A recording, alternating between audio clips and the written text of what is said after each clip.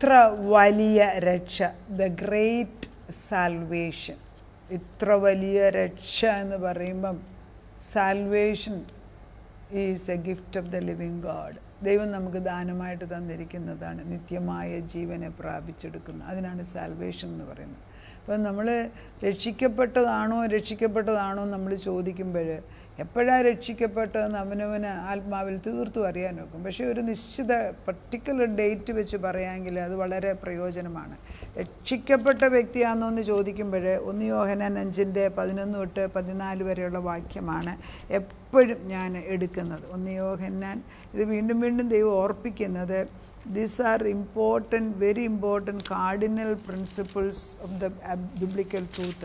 അപ്പോൾ 1 യോഹന്നാൻ 5:11 ഇങ്ങനെയാണ്, 11 തൊട്ട് പറയുന്നത്, ആ സാക്ഷ്യമോ ദൈവം നമുക്ക് നിത്യജീവൻ തന്നു. അപ്പം രക്ഷ എന്ന് പറയുന്നത് നിത്യജീവനാണ്. ആ നിത്യജീവൻ ഈ ലോകത്തിൽ വെച്ച് പ്രാപിച്ചെടുക്കണം. അത് മരിച്ചു കഴിഞ്ഞിട്ടല്ല നേടേണ്ടത്. Please understand that. ദൈവം നമുക്ക് അവസരം തന്നു 1000 വട്ടം ദിനം, ഒരു ദിവസം 24 മണിക്കൂറുണ്ടെങ്കിൽ 24 പ്രാവശ്യം എങ്കിലും നമ്മളോട് വിളിച്ചുകൊണ്ടിരിക്കുകയാണ്. He's doing it all the time he's doing it. എന്നിട്ട് നമ്മളത് കാണാത്തവരെ പോലെ ആകരുതേ. അതുകൊണ്ടാണ് ചിലപ്പം ദൈവം പറയും, എൻ്റെ ദൂത് പറഞ്ഞു കൊടുക്കെ, ഞാൻ വിളിക്കുകയാണ്, ഇത് ചെന്ന് കൊള്ളുന്നിടത്ത് സഭ നിൻ്റെ വചനം ജീവനും ചൈതന്യമുള്ള ഇരുവാൾ തലവാൾ, അത് ചെന്ന് കൊണ്ടിട്ട് പ്രവർത്തിച്ചിട്ടല്ലാതെ തിരിച്ചു വരരുത്.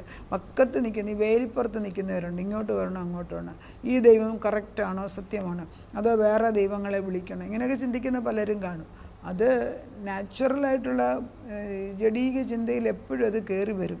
ഈവൻ വിശ്വാസികൾ പോലും പതറിപ്പോകുന്നു. കഷ്ടം വരുമ്പോൾ അവർ വിശ്വാസികൾ പതറിപ്പോകുന്നവരെ കണ്ടു. അപ്പം നമ്മൾ ചെന്നിട്ട് ഒരു വാക്യം പറഞ്ഞാൽ മതി, എഴുന്നേൽക്ക് ഇങ്ങനെ ഇരുന്നാൽ ശരിയാകത്തില്ല, ദൈവം ഒക്കത്തിനൊരു പരിഹാരം തരും എന്തോരം പറഞ്ഞാൽ മതി. പെട്ടെന്ന് അവരുടെ അന്തരാത്മാവ് വാടി കിടക്കുന്നു. കഴിഞ്ഞ ദിവസം തന്നെ ഒരാൾക്ക് വേണ്ടി പ്രാർത്ഥിച്ചുകൊണ്ടിരുന്നപ്പോഴും ഇലയങ്ങ് വാടി തളർന്നിരിക്കുകയാണ്. അപ്പം ഞാൻ പറഞ്ഞു, ഇച്ചിരി വെള്ളം ഒഴിച്ചു കൊടുക്കുക. എന്ത് വെള്ളമാണ്? ജീവവെള്ളം, വചനം. ദൈവത്തിൻ്റെ ആത്മാവുള്ളവർ ഒരാൾ ചെന്നൊന്ന് അടുക്ക നിന്ന് പ്രാർത്ഥിച്ചാൽ മതി. പരിശുദ്ധാത്മാവ് നമുക്കറിയാവുന്ന സ്നേഹിക്കുന്ന അവരുടെ കൈക്ക് പിടിച്ചെന്ന് പ്രാർത്ഥിച്ച് നമ്മളൊന്ന് കൈ കൊടുത്താൽ മതി, അവരുടെ മേലെ ആത്മാവ് പകരും. കാരണം ദൈവത്തിൻ്റെ പകർച്ച ഈവൻ നമ്മുടെ ചുറ്റുപാടുമുള്ള സസ്യങ്ങളിൽ, ചെടികളിൽ, മൃഗങ്ങളിലൊക്കെ അത് പ്രതിഫലിക്കും. അങ്ങനെ അറിയാവുന്നവർ എത്ര പേരുണ്ടെന്ന് എനിക്കറിയത്തില്ല. പക്ഷേ നമ്മളെ കൃഷിഭവന സ്ഥലങ്ങളിൽ പോലും നമ്മുടെ മക്കളിൽ പോലും അത് വ്യാപരിച്ചേ ഒക്കത്തുള്ളൂ. കാരണം ഇത് ജീവനല്ലേ. 1 യോഹന്നാൻ 5:11 ഇങ്ങനെയാണ് പറയുന്നത്, ആ സാക്ഷ്യമോ ദൈവം നമുക്ക് നിത്യജീവൻ തന്നു, ആ ജീവൻ അവൻ്റെ പുത്രനിൽ ഉണ്ട് എന്ന് തന്നെ. ആരില്ല ജീവന്?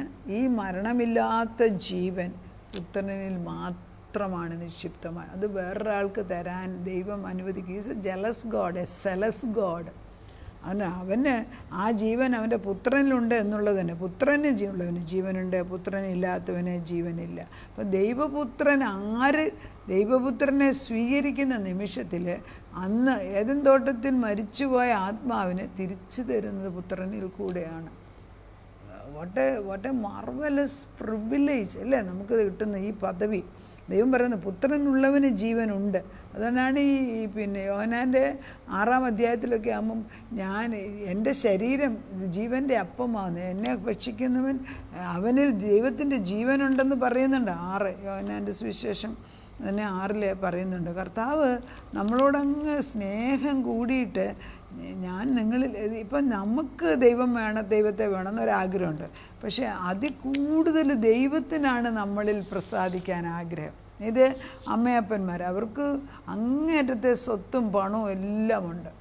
അത് മോനൊരു വിവേകമില്ലാതെ നടന്നാൽ ഈ അമ്മയപ്പന്മാരുടെ ഏറ്റവും വലിയ ആഗ്രഹം ഇവന് സുബോധമായിട്ട് എൻ്റെ മകനായിട്ട് തിരിച്ചു വരുമ്പോൾ ഇതെല്ലാം ഞാനങ്ങ് കൊടുക്കും, ഇതൊന്നും എനിക്കിനിപ്പോൾ ആവശ്യമില്ല. അങ്ങനെ തന്നെയാണ് ദൈവം പറയുന്നത്, ഈ ഭൂമിയും ഭൂതലും എല്ലാം ഞാൻ നിങ്ങൾക്ക് തരികയാണ്, അത് വാങ്ങിച്ചെടുക്കാൻ നിനക്ക് ശക്തിയുണ്ടോ? ഞാൻ 6-ാം അധ്യായത്തിൽ എപ്പോഴും നമ്മൾ പള്ളികളിലൊക്കെ വായിച്ച് കേൾക്കുന്ന ഒരു ഭാഗമാണ്. 6-ന്റെ ഏകദേശം 53. ആമേൻ ആമേൻ, ഞാൻ നിങ്ങളോട് പറയുന്നു, നിങ്ങൾ മനുഷ്യപുത്രൻ്റെ മാംസം തിന്നാതെയും അവൻ്റെ രക്തം കുടിക്കാതെയും ഇരുന്നാൽ നിങ്ങളുടെ ഉള്ളിൽ ജീവനില്ല. അത് യേശുവിനെ ഉൾക്കൊള്ളണം എന്നല്ലേ അത് പറയുന്നത്.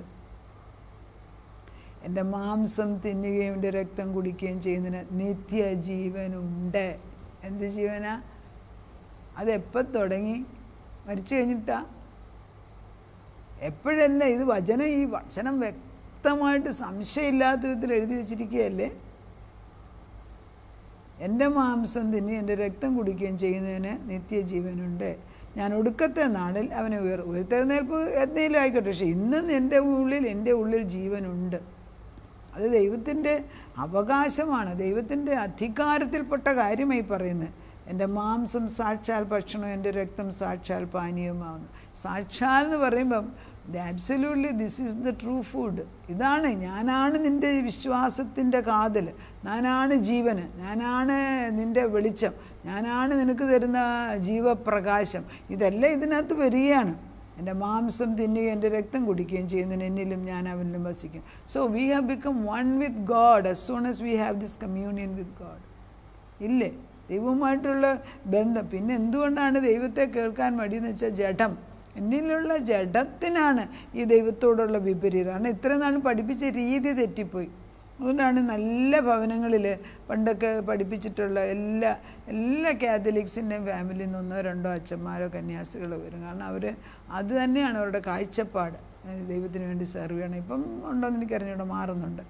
അത് ആ കുടുംബത്തിലെ ആ ഒരു വില കൊടുപ്പാണ്. ദൈവത്തിന് വേണ്ടി ജീവിക്കണം, ദൈവത്തെക്കുറിച്ച്. ജെസ്സി ഡ്യുപ്ലാന്റിസ് എന്ന് പറഞ്ഞ മനുഷ്യൻ പറയാറില്ലേ, അയാളൊരു വലിയ പ്രാസംഗികനാണ്. അദ്ദേഹം എപ്പോഴും പറയും, എൻ്റെ വീട്ടിൽ എല്ലാ ദിവസവും വൈകിട്ട് ഭക്ഷണം വന്ന് കഴിക്കുന്ന ഒരു ഗസ്റ്റാണ് ജീസസ് എന്ന് വിചാരിച്ചത്. കാരണം അമ്മ ഭക്ഷണം എടുക്കുമ്പോഴും പറയും ജീസസ്, ഒരാളെ കാണാൻ പോകുമ്പോഴും ജീസസ്. അപ്പോൾ പുള്ളിക്കാരൻ വിചാരിച്ചു, കൊച്ചുകുട്ടി വിചാരിച്ചു ഇവിടെ ആരോ ഞാൻ ഉറങ്ങിക്കഴിയുമ്പം വരുന്ന ഒരു ഗസ്റ്റാണ്. അപ്പോൾ എപ്പോഴും യേശുവിനെ കുറിച്ച് അവിടെ പറയുമായിരുന്നു.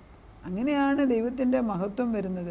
ജീവനുള്ള പിതാവ് എന്നെ അയച്ചിട്ട് ഞാൻ പിതാവിൻ മൂലം ജീവിക്കുന്ന പോലെ എന്നെ തിന്നുന്ന എൻ മൂലം ജീവിക്കും. നിശ്ചയമായുള്ള കാര്യമാണ്. അതുകൊണ്ട് ദൈവം പറയുന്നത്, ദൈവപുത്രൻ്റെ നാമത്തിൽ വിശ്വസിക്കുന്ന നിങ്ങൾക്ക് ഞാനിത് എഴുതുന്നത് നിങ്ങൾക്ക് നിത്യജീവൻ ഉണ്ടെന്ന് നിങ്ങൾ അറിയേണ്ടതിന് വേണ്ടി. അറിയാൻ വയ്യാത്തൊരു സത്യമല്ല, ഇത് അറിയിക്കണമെന്ന് ദൈവം ആഗ്രഹിക്കുകയാണ്. എനിക്ക് നിത്യജീവനുണ്ടാണ്, ഞാൻ ക്രിസ്തുവിനെ രക്ഷിതാവായിട്ട് സ്വീകരിച്ചിരിക്കുന്നു. കർത്താവ് പറയുന്നത് ഈ ഒരു സത്യം നമ്മുടെ ഉള്ളിൽ വരുമ്പോൾ മാറ്റം അകത്താണ് വരുന്നത്. അവൻ്റെ ഇന്നെന്ത് സംഭവിക്കും? അവൻ്റെ ഇഷ്ടപ്രകാരം. പിന്നെ ഇഷ്ടമില്ലാത്തൊന്നും ചെയ്യത്തില്ലല്ലോ.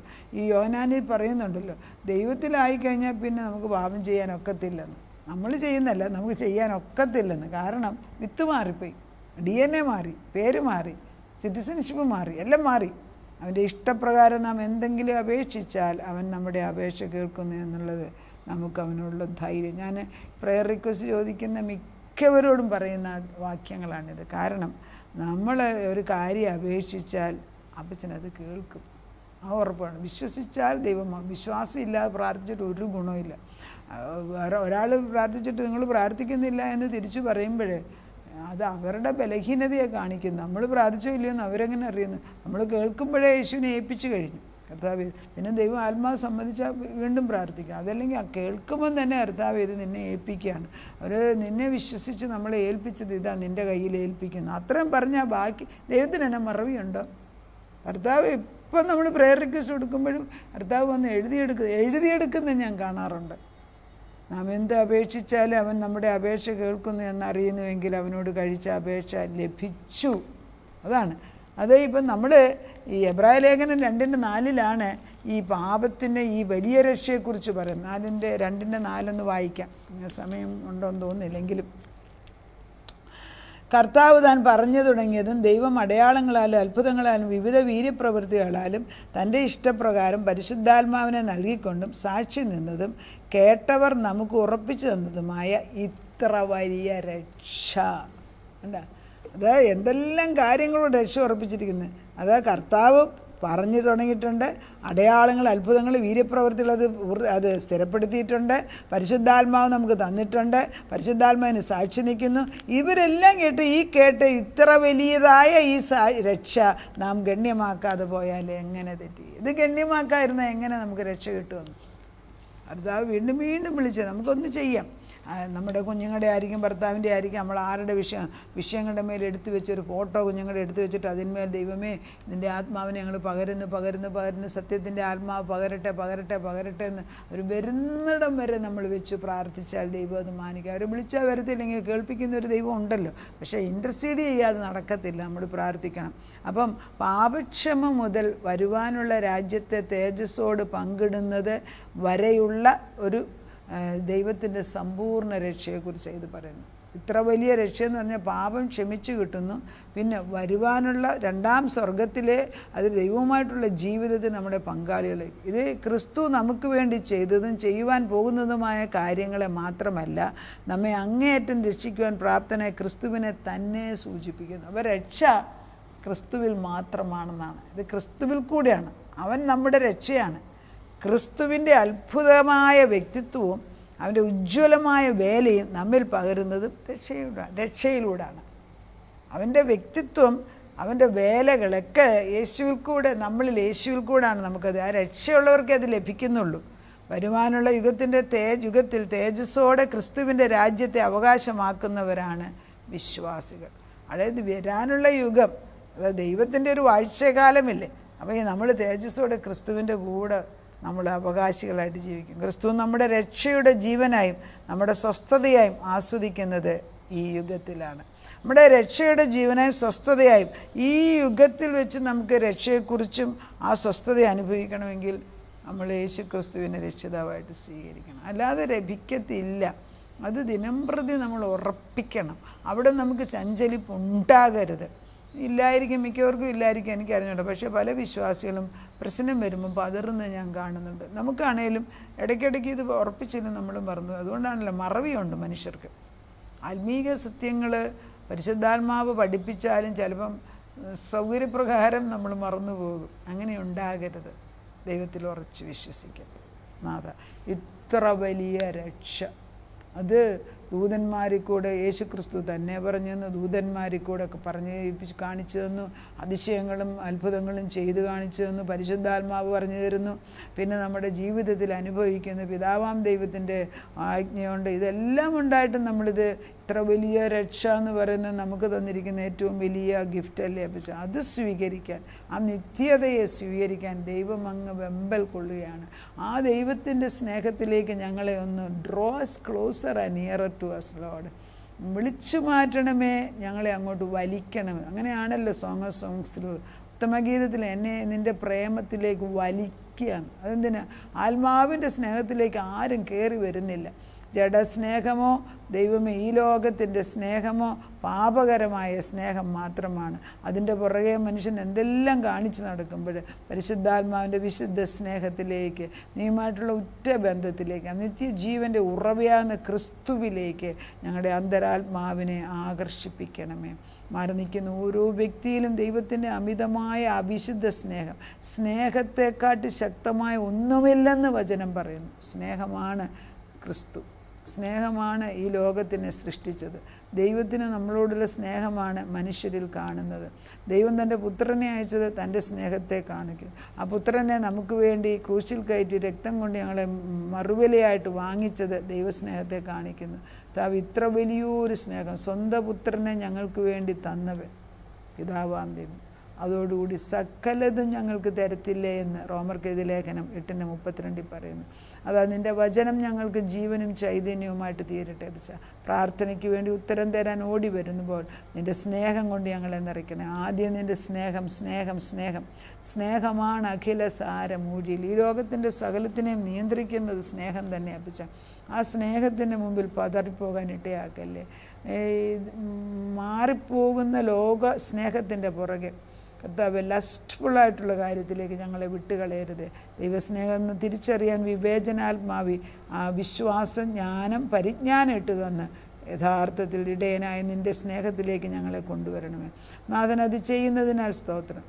രക്ഷകനായ യേശുവിൻ്റെ ഇത്ര വലിയൊരു രക്ഷ ഞങ്ങൾക്ക് തരാൻ തക്കവണ്ണം ഞങ്ങളോട് മനസ്സലിവ് തോന്നി പിതാവ് പുത്രനെ അയച്ചു തന്നതിന് പിതാവിന് നന്ദി പറയുന്നു. പിതാവിനും പുത്രനും പരിശുദ്ധ റൂഹായിക്കും നന്മകൾ ഞങ്ങൾക്ക് തരാൻ തക്കവണ്ണം ഈ ദൈവത്തിൻ്റെ പരിശുദ്ധാത്മ ഞങ്ങളെ പഠിപ്പിക്കുമ്പം ആ ദൈവത്തിൻ്റെ ആത്മാവ് ഞങ്ങളിലേക്ക് വ്യാപരിക്കട്ടെ. അതാ ഈ വിഷയങ്ങളെല്ലാം തിരുസന്നിധിയിൽ സമർപ്പിക്കുന്നു. പ്രാർത്ഥനയ്ക്ക് ഉത്തരം തരുന്നതിന് നന്ദി. സകലതും യേശു ക്രിസ്തുവിൻ്റെ പുണ്യനാമത്തിൽ തന്നെ. ആമേൻ.